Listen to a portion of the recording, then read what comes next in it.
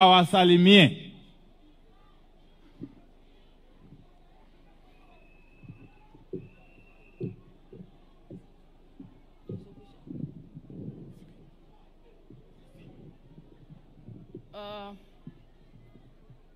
Mheshimiwa Rais wa Jamhuri wa Kenya, Mheshimiwa Prime Minister ambaye ni baba, mama mjane Karen, waombelezaji wote, wanasiasa walioko, God is good and all the time. Mimi naitwa Beatrice Askul, ni Cabinet Secretary wa East Africa Community Affairs, ASAL and Regional Development. Kwa hivyo niko mahali hapa nikitoka kwa kaunti ya Turkana. Kwa hivyo nimeleta maombolezi zetu na baraka za Mungu kwamba yale yametendeka tukubali kwamba yalitendeka kwa sababu ni mapenzi ya Mungu.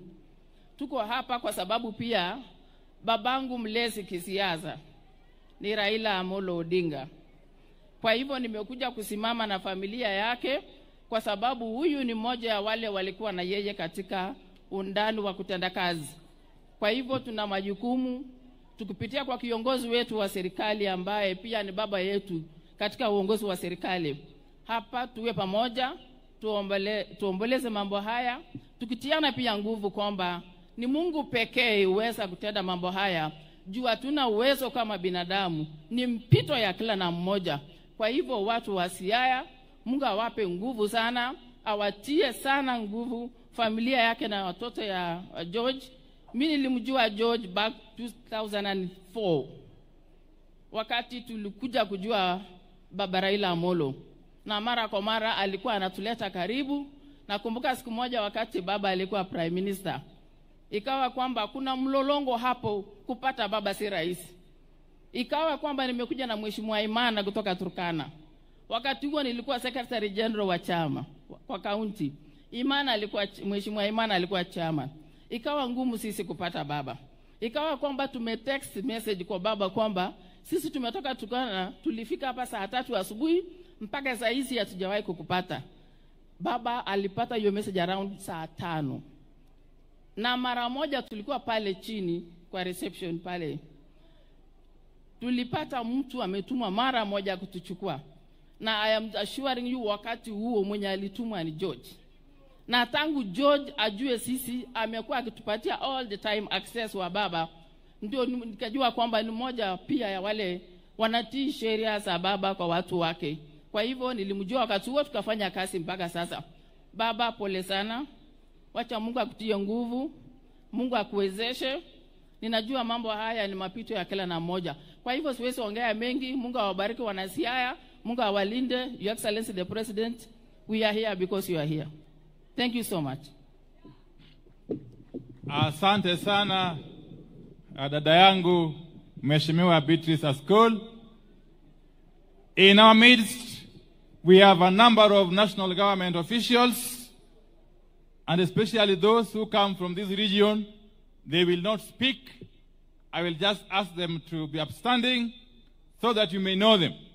And they are led by my good friend and brother PS Raymond Omolo of Internal Security. Thank you very much, Daktari.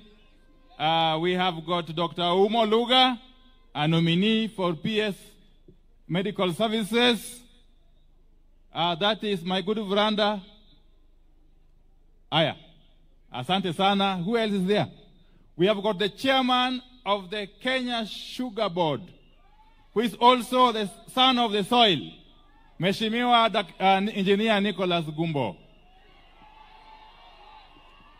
We also have in our midst, I believe, a commissioner at the Salary and Remuneration Commission, Mr. Daktari Jalango Midiwo, and many, many others. Many, many others. Let me say this, and very, very briefly so, because as it is customary, as cabinet secretaries, we don't make speeches in the presence of the president. But let me say this, that the man lying there was a great man. Because a lot has been said about George, which I can confirm is true. I knew George in 1991 when I was a young university student in Nairobi. And George, amongst other colleagues of his, were then the youth of Baba and of course Jaramogi Oginga Odinga.